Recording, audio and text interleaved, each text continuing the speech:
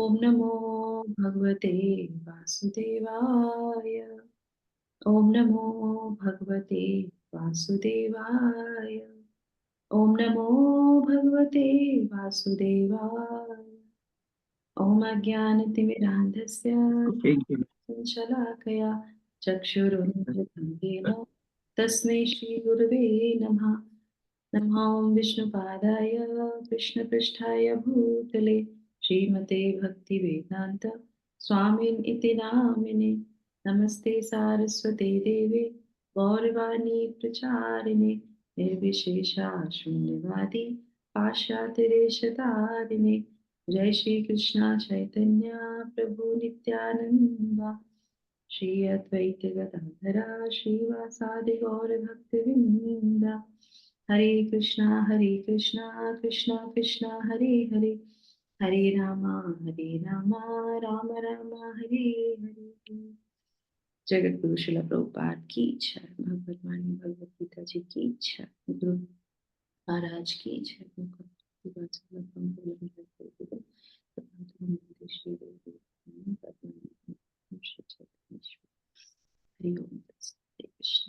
हरे कृष्णा। सभी लोग का बहुत बहुत धन्यवाद सुबह के सत्र में जुड़ने के लिए और बहुत बहुत अभिनंदन। तो अभी हम लोग पढ़ने जा रहे हैं भगवत गीता जी के श्लोक संख्या 20 और 21 दोनों को लेंगे हम, है ना। तो अभी हम लोगों ने पूरा जो चैप्टर पढ़ा उसमें 3 गुणों के बारे में हम लोगों ने जाना, है ना। अब हमें बाहर निकलने के उपाय भगवान बता रहे हैं ना कि किस तरीके से। तो पिछले श्लोक में हमने क्या जाना था कि अगर हम ये जान लेते हैं कि जो भी हम ये जो कार्य हो रहा है वो प्रकृति के गुणों के अधीनस्थ में होके ही होता है। वो हम ऐसी सिचुएशन में आ जाते हैं जो नहीं चाहते हुए भी हम ऐसे कर्म कर लेते हैं।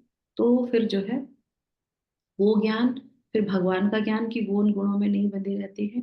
वो सब करने के बाद जो है अगर ये 2 ज्ञान हमें आ जाता है तो तीसरा हमें क्या मिलेगा फल। तो भगवान कहते हैं वो मेरी जो है दिव्य स्थिति को, स्वभाव को प्राप्त कर लेता है, यानी सत्यचित आनंद में आ जाता है ना।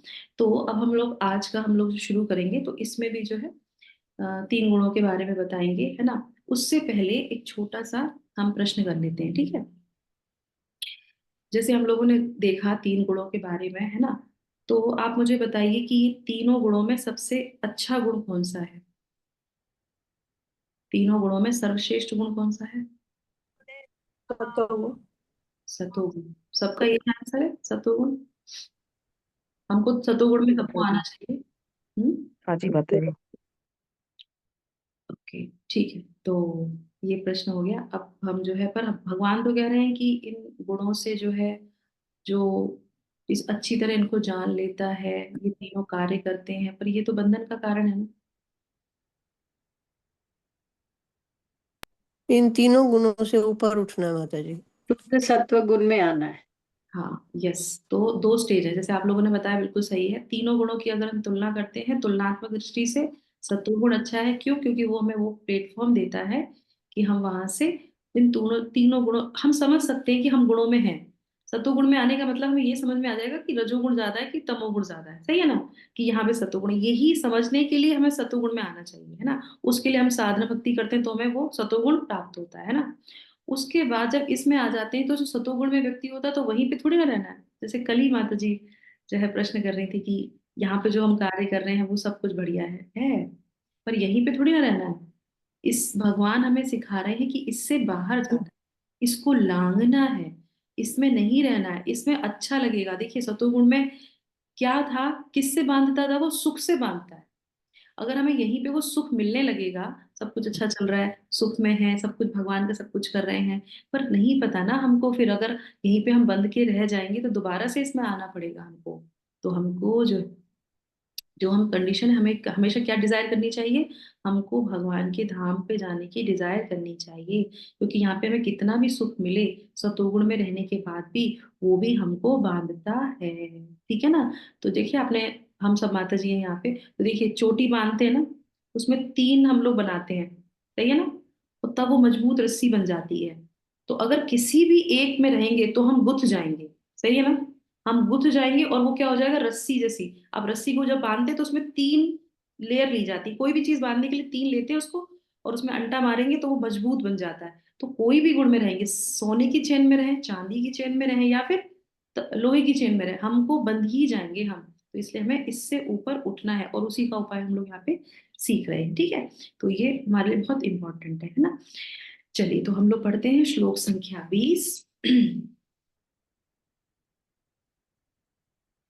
गुणानेतान् अतीत्य त्रीन् गुणानेतानतीत्य त्रीन् देहि देहि देहि समुद्भवान्, देहि देहि देहि देहि देह समुद्भवान् जन्म मृत्यु जरा दुखे। जन्म मृत्यु जरा दुःखैर् विमुक्तः अमृतम् अश्नुते। विमुक्तो अमृतम श्नुते। थैंक यू माता जी, हरे कृष्णा। तो देखिए, अभी हम लोग वही बात कर रहे थे ना, कि ये तीन गुण हमको बांध देते हैं। तो यहाँ पे क्या बोल रहे हैं भगवान, ये कह रहे हैं जब देहधारी जीव भौतिक शरीर से संबंध इन तीनों संबद्ध इन तीनों गुणों को लांघने में समर्थ हो जाता है, होता है, तो वह जन्म मृत्यु बुढ़ापा तथा उनके कष्टों से मुक्त हो सकता है, और इसी जीवन में अमृत का भोग कर सकता है। ठीक है, तो हमको सतोगुण में रहने के बाद भी अमृत तो लगता है, पर वो अमृत है नहीं। सही है ना, क्योंकि क्या होगा, जन्म मृत्यु जरा व्याधि आएगी ही आएगी, वो आप उसको रोक नहीं सकते हैं। हमको उस स्टेज पे पहुंचना है जो हम तीनों गुणों से ऊपर आ जाए, फिर इसी जन्म में। तो इसी जन्म में भी बहुत से ऐसे लोग होते हैं, है ना, हम देखते हैं महापुरुष जो तीनों गुणों से ऊपर हो जाते हैं, है ना। उसी को बोलते हैं भगवान ब्रह्मभूत प्रसन्नात्मा, ना सोचती न कांक्षते। अभी तो कांक्षा है हमारे अंदर, कांक्षा तो जाने में बहुत टाइम लगेगा। ब्रह्मभूत की स्टेज जब हो जाती है, वही हमारी जो है तीनों गुणों से लागने वाली स्टेज हो जाती है। ठीक है, अभी हम पढ़ेंगे तात्पर्य श्रील प्रभुपाद के द्वारा। ये माता जी जो इंटर करना चाहे पढ़ सकते हैं। तात्पर्य श्रील प्रभुपाद की जय। इस श्लोक में बताया गया है कि किस प्रकार इसी शरीर में कृष्ण भावना भावित होकर दिव्य स्थिति में रहा जा सकता है। संस्कृत शब्द देही का अर्थ है देहधारी। यद्यपि मनुष्य इस भौतिक शरीर के भीतर रहता है, लेकिन अपने आध्यात्मिक ज्ञान की उन्नति के द्वारा वह प्रकृति के गुणों के प्रभाव से मुक्त हो सकता है। वह इसी शरीर में आध्यात्मिक जीवन का सुख का उपभोग कर सकता है, क्योंकि इस शरीर के बाद उसका बैकुंठ जाना निश्चित है। लेकिन वह इसी शरीर में आध्यात्मिक सुख उठा सकता है। दूसरे शब्दों में, कृष्ण भावनामृत में भक्ति करना भाव भवपाश से मुक्ति का संकेत है, और अध्याय 18 में इसकी व्याख्या की जाएगी। जब मनुष्य प्रकृति के गुणों के प्रभाव से मुक्त हो जाता है, तो वह भक्ति में प्रविष्ट होता है। हरे कृष्ण। सो मच माता जी। तो यहाँ पे अब वो क्या है, ये जो तीन गुणों से ऊपर उठता है, शिला प्रभुपाद बता रहे हैं, तो उस तरह से क्या है, कृष्ण भावना भावित होकर दिव्य स्थिति में रहा जा सकता है। संस्कृत शब्द देही, देही का मतलब क्या होता है, जो देह को धारण करता है ना। देही अस्मिन यथा देहे, करेक्ट। वो जो देही को धारण करता है वो आत्मा, उसकी बात यहाँ पे की जा रही है। और अभी हम लोगों ने जो श्लोक पढ़ा वो 18वें अध्याय का कौन सा था, 54 नंबर का श्लोक था, है ना। ब्रह्मभूत प्रसन्न आत्मा, वहां पे देही का नाम नहीं लिया जा रहा, क्या वो वहां पे देह का नाम नहीं लिया जा रहा, शरीर का नाम नहीं लिया जा रहा, आत्मा है। वो आत्मा उस कंडीशन में पहुंच जाती है, फिर उसको कोई जो है ना सोचती ना कांक्षती, उसे कोई भी जो डिजायर नहीं रहती है ना। तो इस तरीके से ये हमारी होती हैं। और ये चार प्रॉब्लम्स जो श्रील प्रभुपाद यहाँ पे इस श्लोक में हमें बता रहे हैं, जन्म मृत्यु जरा व्याधि, जो रियल प्रॉब्लम है, और कभी भी हो, चाहे सतो गुण में हो, चाहे रजो गुण में हो, चाहे किसी भी लोक में हो, ये हमको जो है परेशान करती करती है। जब तक हम इससे बाहर नहीं निकल सकते जन्म मृत्यु के चक्र से, तब तक ये हमको परेशान करेगी ही करेगी। तो इस तरीके से यहाँ पे इसको बताया जा रहा है ना। अब इसी से संबंधित जो है एक उदाहरण मैं आपको बताती हूँ ना। एक बार हम 10 10.9 श्लोक और निकाल लेते हैं, है ना। मैंने निकाल के रखा है 10.9, फिर उसके बाद आगे बढ़ेंगे। 10वें अध्याय का 9वां श्लोक है, पढ़िए जरा, कोई किसी का खुल जाए तो। यस माता जी, मेरा खुल गया। ट्रांसलेशन। मेरे शुद्ध भक्तों के विचार मुझ में वास करते हैं। उनके जीवन में मेरी सेवा में अर्पित उनके जीवन मेरी सेवा में अर्पित रहते हैं, और वे एक दूसरे को ज्ञान प्रदान करते तथा मेरे विषय में बातें करते हुए परम संतोष तथा आनंद का अनुभव करते हैं। हरे कृष्ण हरे कृष्ण। मच्चित्ता मद्गता प्राणा बोधयन्त परस्पर। तो ये क्या है? ये इस तरह की कृष्ण भावनावत में हमेशा रहते हैं। मत चित्त मत गतः प्राणा, हर समय जो है भगवान के चिंतन में रहते हैं, भगवान में ही अपना हर चीज लगा के रखते हैं, भगवान की ही बातें करते हैं। वो स्टेज कौन सी होती है? वो होती है ब्रह्मभूत की स्टेज, है ना। और वो दूसरों को आदान प्रदान करते हैं। तो इस तरीके से हम देख सकते हैं कि ये जो है इस स्थिति पे हमको आना है। ये प्रैक्टिस बताई जा रही है, इस स्थिति पे हमको आना है ना। संबंध, अभिधेय और प्रयोजन, ठीक है। तो प्रयोजन तो अभी हम लोग सीख रहे हैं। संबंध, अभिधेय, अभिधेय क्या होना चाहिए हमारा? हमारा मत चित्ता मत गतः प्राणा। इस तरीके से हम जब करेंगे तो फिर जो है हम ब्रह्मभूत की स्टेज पे आ सकेंगे। तो ये 3 गुणों को लांघने की बात बताई जा रही है। ये जो है बाहर निकलने का हमको उपाय बताया जा रहा है, ठीक है। अब हम लोग जो है एक छोटा सा मैं आपको उदाहरण देती हूँ इससे संबंधित में, है ना। और एक चीज और है यहाँ पे ना, एक कौन सा एक इसमें शब्द आया है, मैंने अपना वाला श्लोक का कहाँ गया? अ, समुद् भगवान, हाँ। और उसके बाद दूसरी लाइन में क्या बता रहे हैं इसमें? जन्म मृत्यु जरा दुखे नो अमृत अमृत अमृतम अश्नुते, है ना। अमृत अश्नुते, ये बहुत इंपॉर्टेंट है। तो क्या बोल रहे हैं? और इसी जीवन में अमृत का भोग कर सकता है। तो अमृत सबसे क्या होता है? तव कथामृतम तप्त जीवनम कविभिरीडितम कल्मषापहम। गोपी में गीत में क्या बोलती है? वो कहती है तव कथा अमृतम। जब उस स्थिति में क्या हमें लगेगा? हमें भगवान की कथा, भगवान का नाम अमृत के समान लगेगा, और वही औषधि है इस जीवन में उस स्टेज पे आने के लिए। अमृत का स्वाद कब चखेंगे? जब परीक्षित महाराज को क्या था? ना भूख लग रही थी ना प्यास लग रही थी, क्या था? वो श्रवण के द्वारा उस अमृत को ले रहे थे, और उसी से ही वो स्टेज पे आने के लिए बोल रहे हैं कि वो आने पे 3 गुणों पे आने के बाद ही हमें ये सारी चीजें लगेंगी। ऐसे ही हमारे रघुनाथ गोस्वामी है ना, रघुनाथ गोस्वामी जी जो है हमारे 6 गोस्वामी में से एक गोस्वामी, वो जो है नाम जप कर रहे थे, नाम जप कर रहे थे। तो कभी क्या होता है, एक बाघ आता है उस स्थान पे, और आके जो है वहीं, क्योंकि वो सरोवर के पास बैठे होते हैं, और वहां पे आता है एक बाघ पानी पीने के लिए। अब हमारे पास हम जपा कर रहे हो, अगर कोई बिल्ली भी आ जाए, चूहा भी आ जाए, तो हम क्या करेंगे? एकदम छोड़ के हरे कृष्णा महामंत्र भागेंगे, कहेंगे पहले इसको भगा दो, करेक्ट। और वो क्या था? साक्षात बाघ, है ना। वो बाघ आता है और उन्हें कोई फर्क नहीं पड़ता, वो आराम से अपना जपा करते रहते, उन्हें डर नहीं रहता, उन्हें भय नहीं रहता, उन्हें कुछ शंका नहीं रहती है। और क्यों नहीं रहती है? जिसका वो नाम ले रहे हैं, उनको वहां पे क्या स्थिति लगती है? जैसे स्टेजेस होती है नाम की, नामाभास होता है ना, प्रेम में होते हैं। तो वो तो खैर साक्षात भगवान की मंजरी है, पर वो क्या होता है कि स्वयं राधा कृष्ण हमारे साथ है, स्वयं राधा कृष्ण हमारे साथ है, क्योंकि वो उनसे आदान प्रदान करते हैं हरे कृष्णा के माध्यम से, मंत्र के माध्यम से। और होता भी वही है, भगवान भी वहां पे खड़े रहते हैं उनके पास, कि बाघ जा रहा है, अगर कहीं ये इसने इसको डिस्टर्ब किया तो क्या करेंगे? वो उनका प्रोटेक्शन करेंगे, वो वहां खड़े रहते हैं, क्योंकि वो उनके भगवान के नाम जप में वो इतने तल्लीन रहते हैं। तो बाघ आए या कुछ भी आए, उन्हें कोई फर्क नहीं पड़ता। इसी तरीके से हम देखेंगे और दूसरे जो गोस्वामी हमारे, जब वो जपा करते थे तो राधा रानी आ जाती थी, ये धूप में बैठा है राधा कुंड के पास, इसको धूप लग रही होगी, चलो एक काम करते हैं, इसके ऊपर अपनी ओढ़नी उड़ा देते हैं।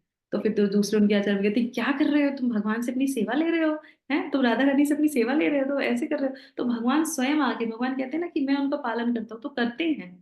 भगवान कह रहे हैं तो करते हैं। तो भगवान यहाँ पे हमको बोल रहे हैं कि तुमको इससे जो है लांघना पड़ेगा, तो तुम इसी जीवन में हो जाओगे। तो फिर देखेंगे धीरे धीरे अगर उन्नति हो रही है या ऐसा लग रहा है, तो हमें कोई डर नहीं रहेगा, हमें कोई भय नहीं रहेगा। भगवान है, प्रोटेक्ट करेंगे हमको, उन पे छोड़ के हम कई चीजें चलते हैं, और भगवान फिर करते भी हैं, है ना। तो इस तरीके से हम ये समझ सकते हैं। अब ये सब बातें जो हम लोग सुन रहे हैं, तो इसमें क्या होता है, अ, अर्जुन जो है प्रश्न पूछते हैं। अब जैसे हम लोगों ने पूछा, अब प्रश्न तो वो ही पूछेगा जिसके अंदर डिजायर होगी उस चीज को करने की, है ना। अभी हम लोगों ने रिसेंटली फ्राइडे का सत्र किया था, तो उसमें हम लोग सीख रहे थे कुछ चीजें, है ना, प्रैक्टिकल चीजें। तो जो सबसे ज्यादा प्रश्न पूछ रहा था, इसका मतलब क्या है, प्रेमलता माता जी पूछ रही थी। तो क्यों? क्योंकि वो करना चाहती है। सही है ना? प्रश्न कब आते हैं कि हम उस चीज को करना चाहते हैं, या तो हमें सबसे पहले पहले से पता हो, नहीं पता हो तो हम प्रश्न पूछते हैं कि ऐसे कैसे होगा। तो वो होते हैं सही प्रश्न होते हैं। तो इस तरीके से अर्जुन भी यहाँ प्रश्न पूछते हैं, और फिर यहाँ पे भगवान को पूछते हैं और कहते हैं कि कैसे। अर्जुन भी ऑलरेडी बाहरी हैं, अर्जुन इन गुणों में नहीं बंधे हुए हैं, फिर भी प्रश्न पूछ रहे हैं हम लोगों के लिए कि हम लोग को ये इच्छा होनी चाहिए। तो हम इस प्रश्न को ले लेते हैं कि किस तरीके से वो तीन प्रश्न जो है एक ही जो है श्लोक में आते हैं। ठीक है, तो श्लोक संख्या 21 पढ़ेंगे। अर्जुन उवाचा कहलिंगे त्रीन गुणानेतान् अर्जुन उवाच केलिङ्गे त्रीन् गुणान् एतान् अतीता भवति प्रभु किम अतीत भवति प्रभो किम् किमाचारा कथं चैतान् किमाचारः कथं चेतां तीन गुणान् अतिवर्तते। त्रीन् गुणान् अतिवर्तते।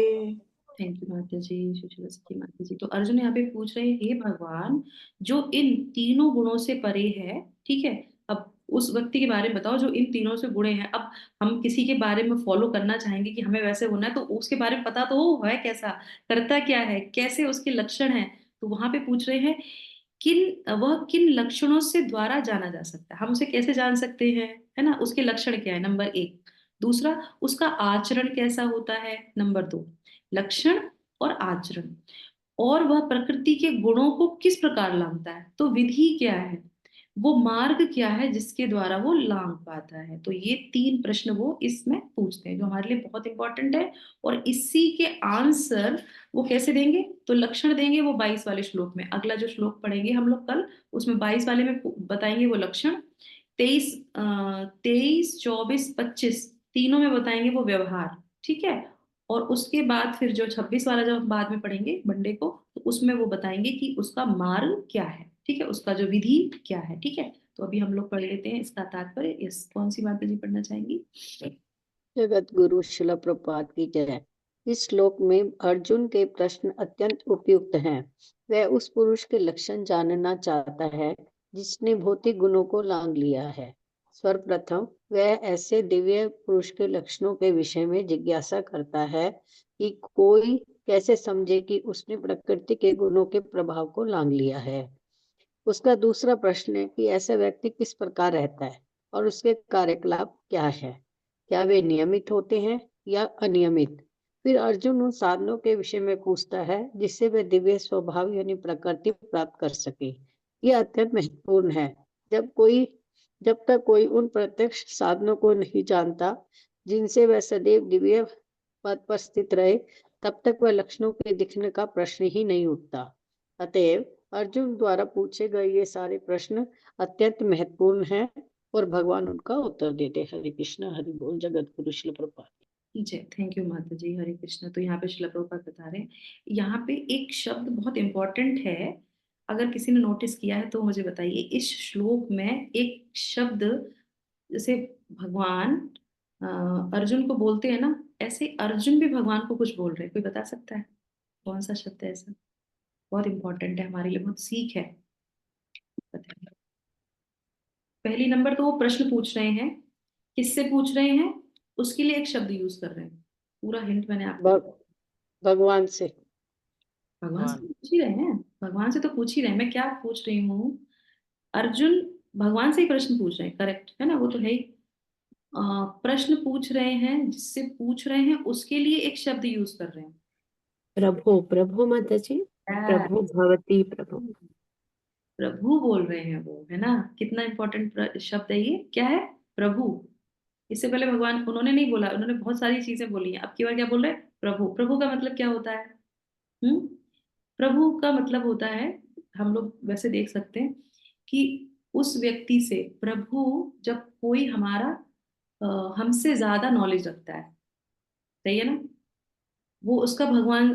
भगवान वो यहाँ पे तो वो खुद ही भगवान ही, स्वयं भगवान ही है यहाँ पे।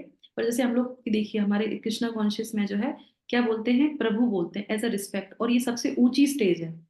प्रभु मतलब स्वयं भगवान, सही। और हम वो रिस्पेक्ट सबसे ऊंची स्टेज पे देते हैं, तो लोग कहते हैं आप लोग प्रभु प्रभु।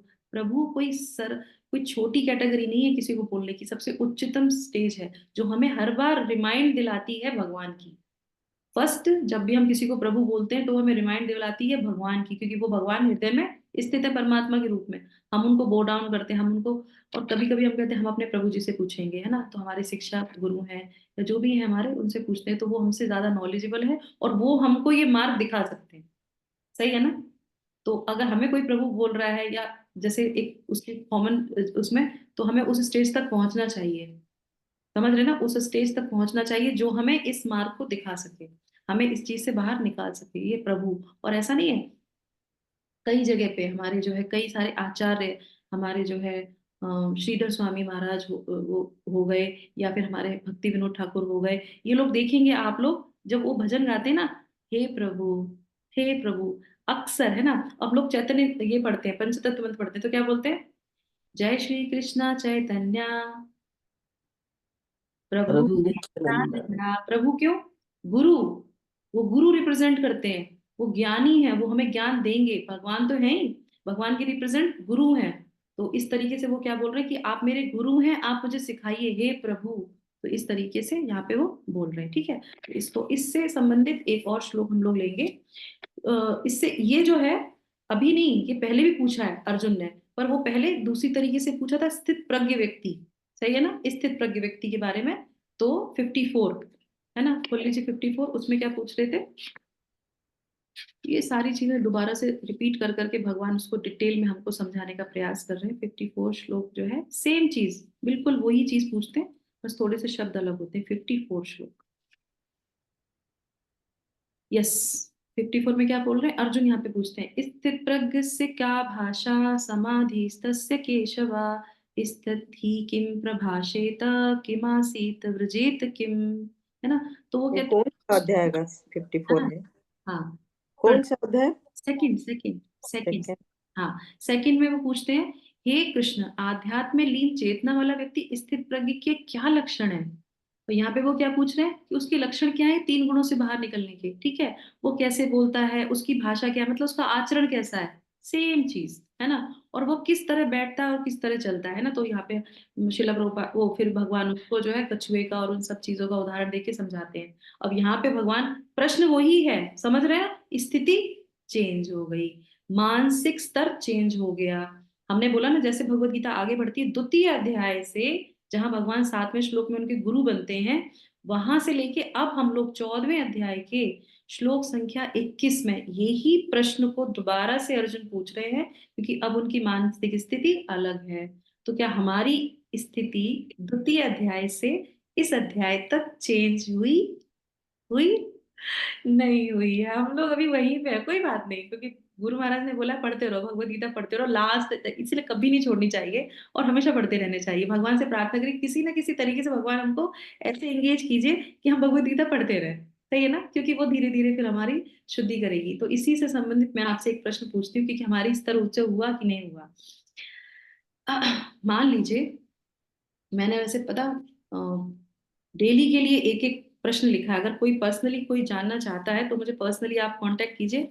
तो डेली अपने लिए एक प्रश्न कीजिए जो इस तीन गुणों से, क्योंकि हम डेली इन तीनों कालों में, हर काल में इन तीनों से प्रभावित रहते हैं, तो डेली अपने लिए प्रश्न करेंगे तो क्या होगा, हम धीरे धीरे उससे बाहर आएंगे, क्योंकि हमें वो समझ में आएगा कि ये तीन गुण हमारे ऊपर कार्य करते हैं, ठीक है। तो हम इसी सत्र से संबंधित, इस सेक्शन से संबंधित आपसे प्रश्न पूछते हैं कि मान लीजिए हम मंदिर गए, है ना, और मंदिर गए, अब हम थोड़ा सा पुराने भक्त हो गए हैं, तिलक लगाते हैं, वैष्णवा चीजों को धारण करते हैं, हमारी चीजें थोड़ी थोड़ी चेंज हो गई हैं। अब एक मंदिर में कुछ फेस्टिवल चल रहा है और हम गए, अब मंदिर में जब फेस्टिवल होता है तो क्या होता है, लंबी सी लाइन लगी होती है ना, पर जो थोड़े से सीनियर डिवोटी होते हैं ना, उनके लिए साइड से निकलने के लिए जगह होती है, करेक्ट होता है कि नहीं, ऐसा होता है, आप सीनियर है, आपको बैरियर हटा के आपको निकाल दिया जाएगा, है ना। और हम मंदिर में प्रवेश करते हैं तो जो सिक्योरिटी गार्ड होता है वहां पे, और हम क्या करते हैं, बैरियर हटाते हैं और सीधे चले जाते हैं भगवान के दर्शन करने के लिए।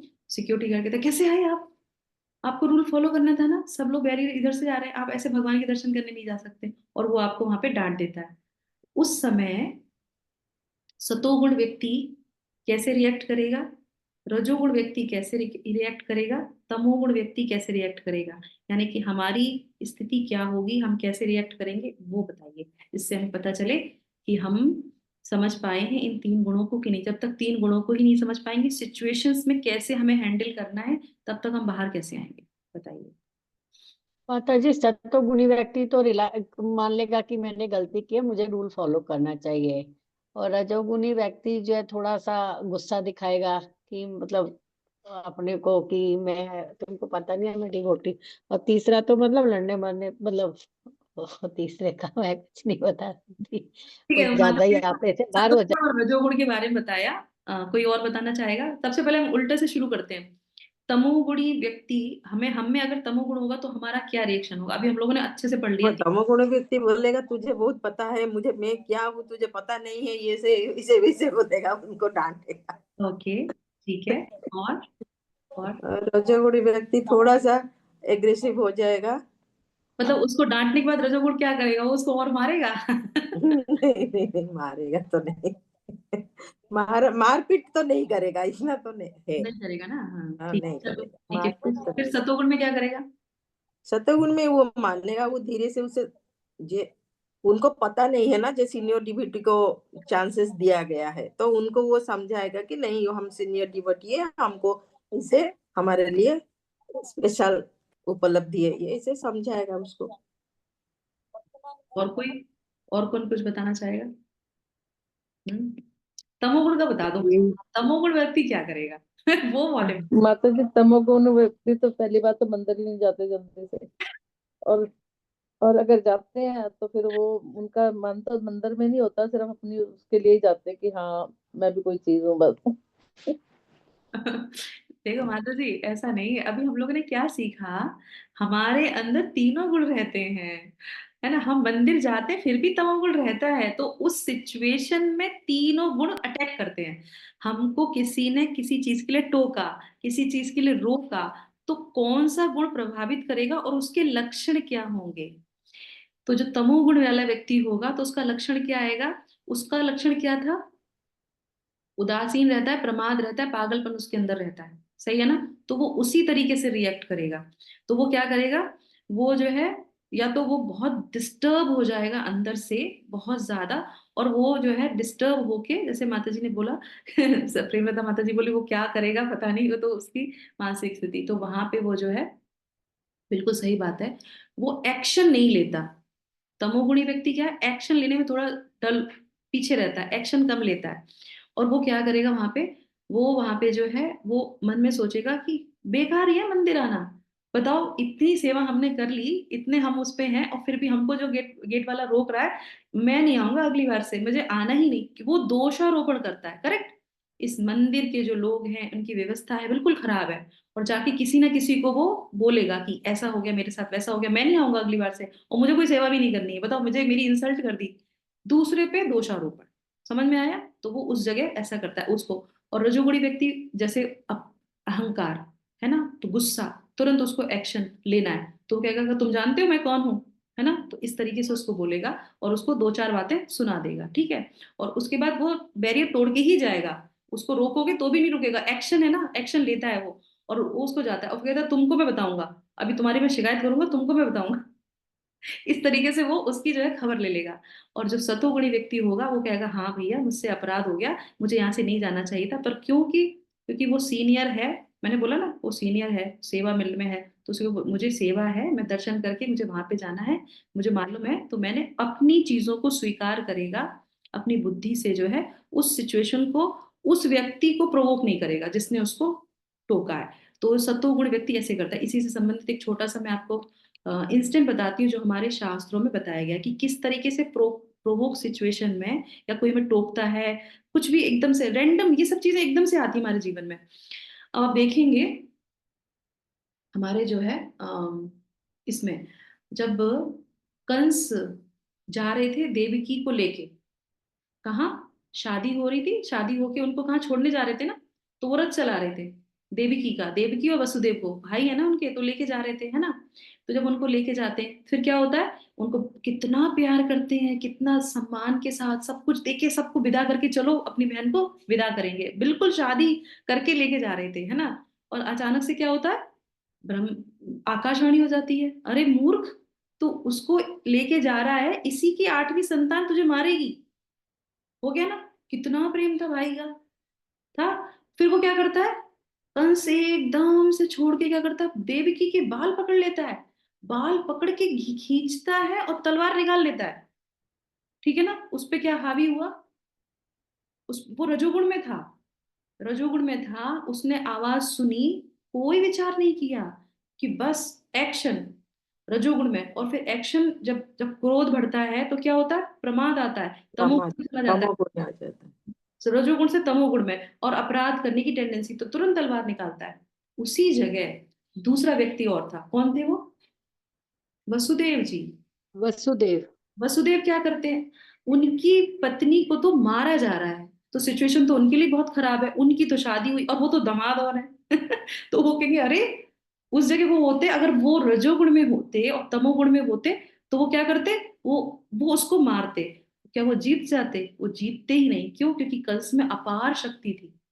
कंस कोई साधारण व्यक्ति नहीं था, अपार शक्ति थी उसके अंदर, और वो उसे जीत भी नहीं पाते। तो उन्होंने किस चीज का उपयोग किया, अपने सतोगुण का, वो धैर्य का, क्योंकि सतोगुणी व्यक्ति क्या करता है, धैर्य से रखता है।